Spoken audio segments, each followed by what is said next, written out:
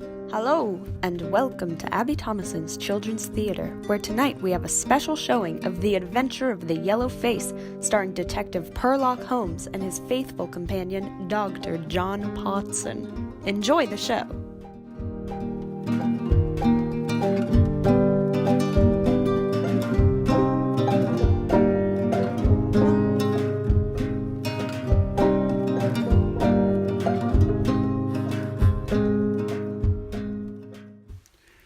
I can't believe we've missed a visitor. I was badly in need of a case, and this one may have been important.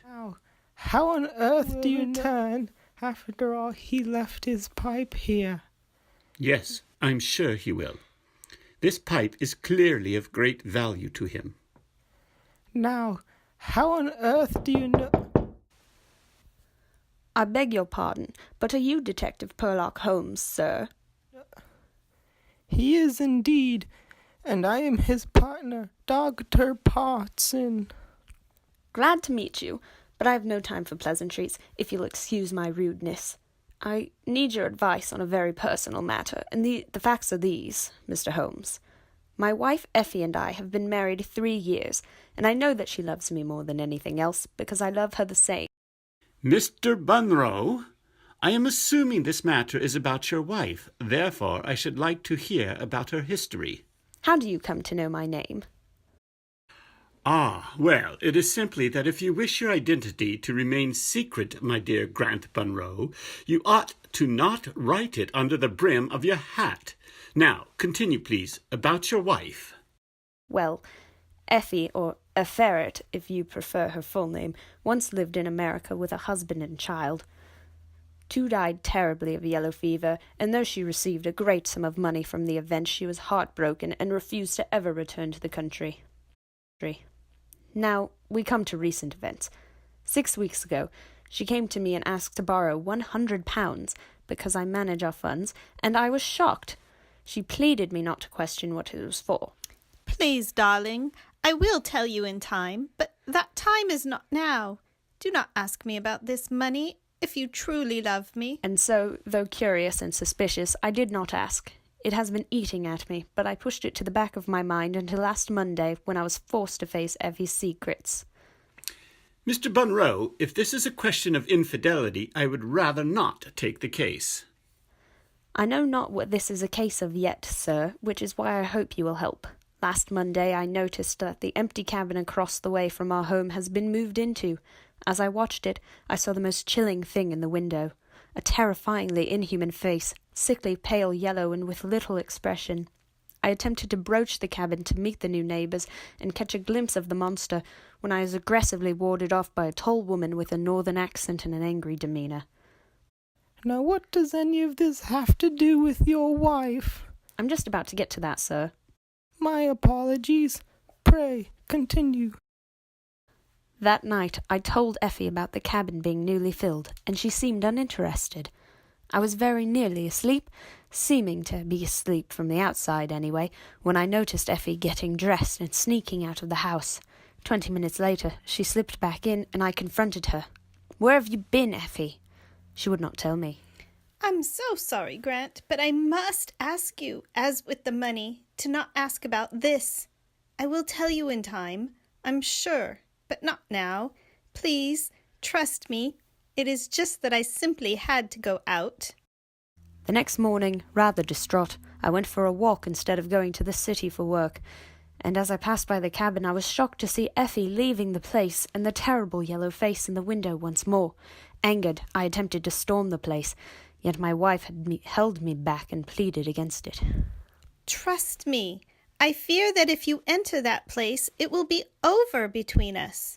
I only want you to believe me and to promise not to enter that cabin. I will promise, because of the truthful look in your eyes.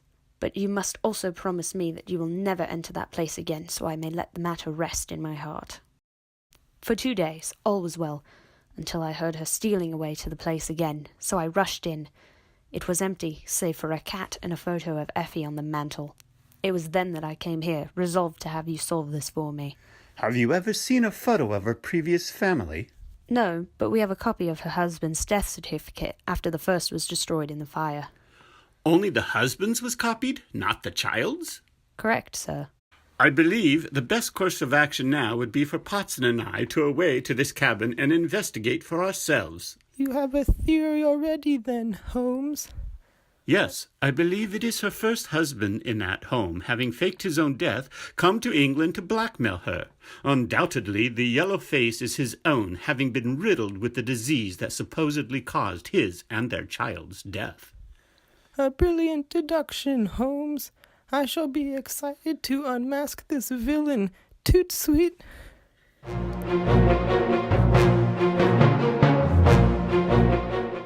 Grant! I told you not to come here. And I told you to leave this place forever.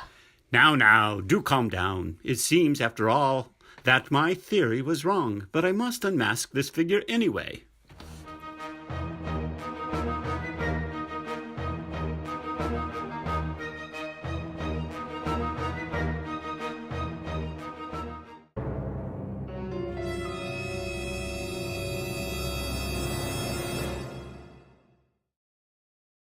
I should explain.